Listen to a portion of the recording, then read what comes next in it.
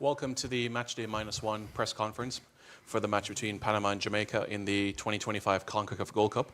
Allow me to introduce at the head table, head coach of Jamaica, Steve McLaren, and player Mikel Antonio. I remind you that for questions, you can raise your hand and introduce yourself with your name and media organization that you represent. The media that are present virtually can request their space by touching the raise your hand button. So we can open the floor for questions now. Good afternoon, Juancho Villaverde, ESPN. One for the coach and one for Mikel. Coach, you came for this Gold Cup as your debut in this tournament with the Jamaican nationals team. What do you think about the level of CONCACAF? Right now, you face Guatemala and you face, after that, Guadeloupe. And those teams, they weren't supposed to fight for the group, and they have shown us, different kind of perspective in that way. And Mikel, what it means to you being in this stage right now after all you have passed? Go on. Last question first. For me, obviously, it's a bit of a surprise to obviously be back so early, but something I worked hard for and the graft that I put in to be here. So I'm happy for the experience. I'm happy to be here again, and hopefully I can keep going out and showing what I can do and show everybody that I'm not just back. I'm back and I'm playing well. We're happy to see you here. Thank you. Yeah, I think I said it after the game, the last press conference. We talked about the level, not just CONCACAF, but also Caribbean as well. There's no easy games now in football. The level, I think, of player, technically, tactically, is a lot better. And I'm very, very surprised. Very surprised. So that obviously is the level of coaching. And, I know Thomas also from Panama, I know the level that he coaches at. So he's worked Panama 5 years, and you can see why they've made progress. So I think, it's like everything. You improve the coaching, you get better coaches, you get better players. And I think that's what the region has done. In Europe, we did exactly the same. No easy games in Europe now, because the level of player, the experience, the leagues that they can play in, the competition, but definitely the coaching has improved the player. And every team now around the world, I think I worked with FIFA 3-4 years ago on an analysis of every country in the world, how they develop their players. Fascinating project. And from that has come extra funding from FIFA, extra coaches going into countries. And what FIFA wanted to do was the level was there and the bottom was there. They want not to increase that, but to bring the bottom up, and especially the top 50 with top 100. And I think you're seeing that now. Everybody's very, very competitive in football around the world.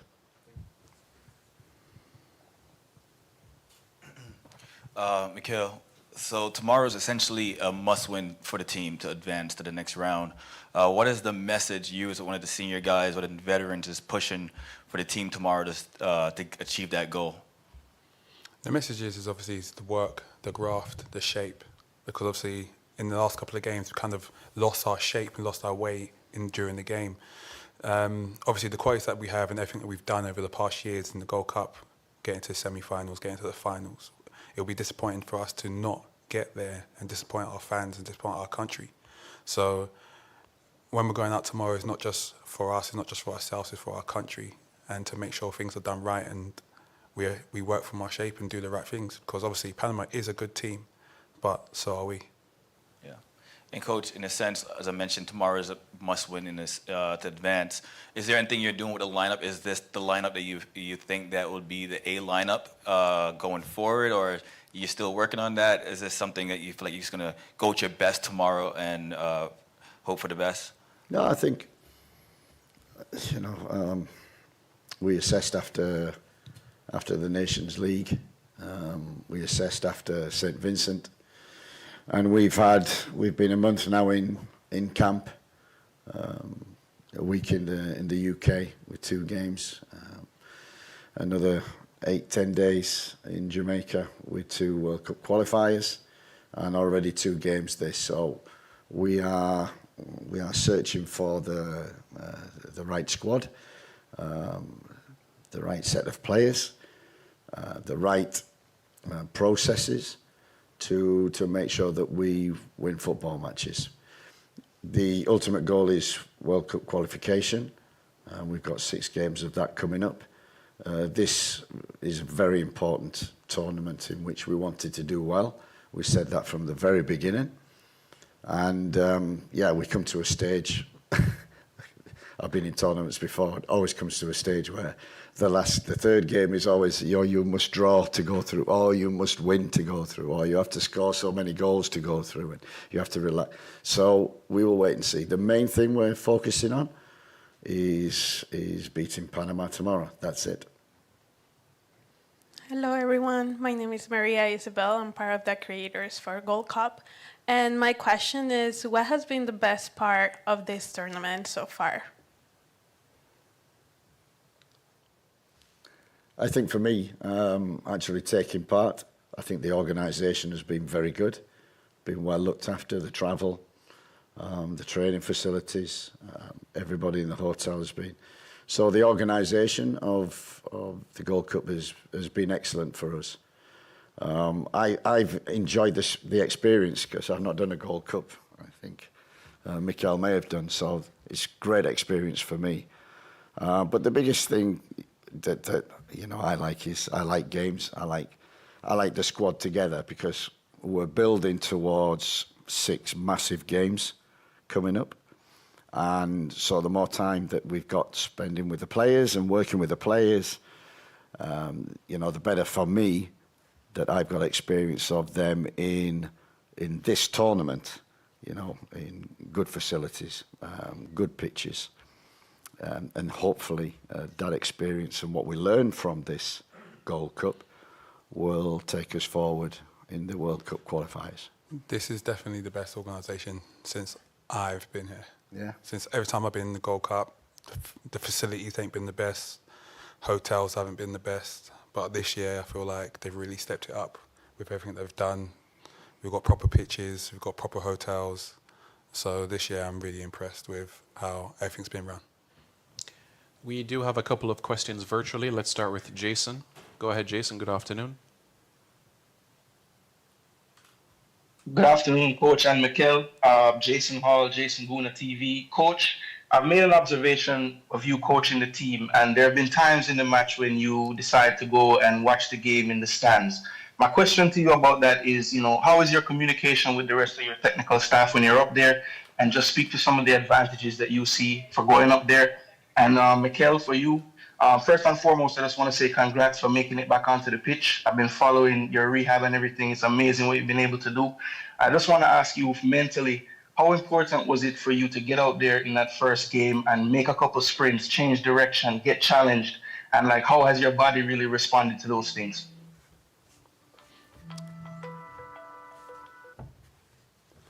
No, it was very important for me, to be fair. The very first game, actually in just preparing for it, getting on the coach on the way to the game, I felt a bit lost. I felt a bit nervous. It was like the very first time playing football again.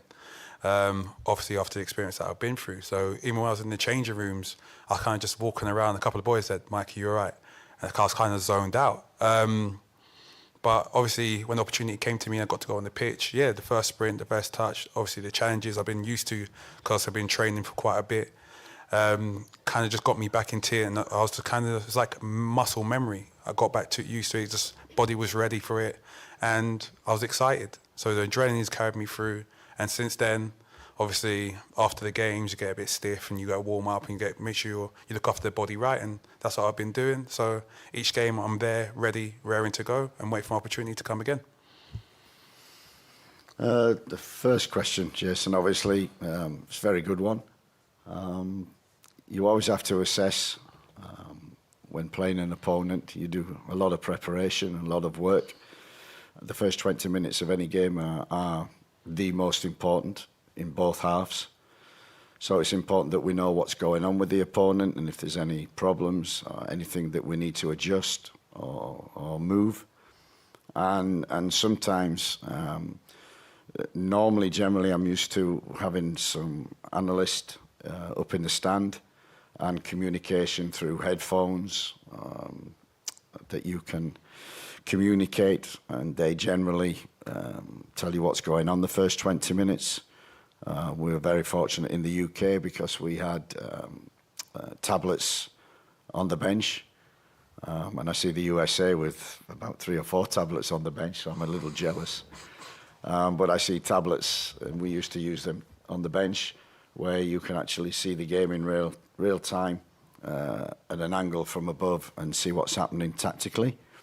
So it's just gathering information. And information then is power in which you can change things, or things are going well, or certain things just need tweaking. So it's I found the best solution, I used to do it a lot, was the first 20 minutes to sitting in the stand, and then I could come down and communicate with the team or the coaches and get 1 or 2 opinions. Unfortunately, that hasn't worked because that's cost me money. I've learnt this morning, so I'm not allowed to do that. So it's just getting a bird's eye view above what's happening on the field, putting some kind of logic to it and any changes needed. So I could do with communication, I could do with tablets, but we haven't got them at the present moment. Hopefully, these are things that we need to acquire for the up-and-coming World Cup games. Bertram Spence, go ahead. This is Cranky from Cranky Life. Coach, several of your selections and tactical decisions have raised questions about whether performances and merit are truly driving your choices, or if there's more of an emphasis on maintaining a so-called balance in the squad. Can you explain the specific criteria you utilize to assess players for starting roles, particularly in the case of like a Tyrese Campbell, who's been consistently performing at club level, but has been overlooked in favor of players at the same club with limited club minutes or inconsistent national team performances? Is there a transparent merit-based system in place? And how is that applied in cases like Tyrese non-selection? I think you might be comparing Tyrese with Kaheem Dixon, would that be correct? Yeah. Yeah, you're absolutely right. I think, we've been with the team a month, with the squad. We've been watching a lot of players, getting recruitment in place, the likes of Mothersill we brought in, and Tyrese Campbell, who we brought in for experience. Kaheem Dixon, in that instance, is someone we've known from the very beginning. Got a great move to Charlton. We've followed his progress there, speak to the manager regular about his progress. And he comes into the camps, he's a terrific trainer. And actually in the Unity Cup, Tyrese Campbell wasn't a part of that, Mothersill was, but we established Kaheem, we give him an opportunity, the same with Cephas, who's also not been a regular. And in the Unity Cup, they were absolutely excellent. The performances of Kaheem and Cephas were outstanding. And we want to do well in this competition. We have Damari Gray also, who can play on the left and plays on the left-hand side. And we've come to the Gold Cup wanting to win football matches, not to experiment and not to, Tyrese has come along as a newcomer. I think he got his citizenship a week before the World Cup qualifiers.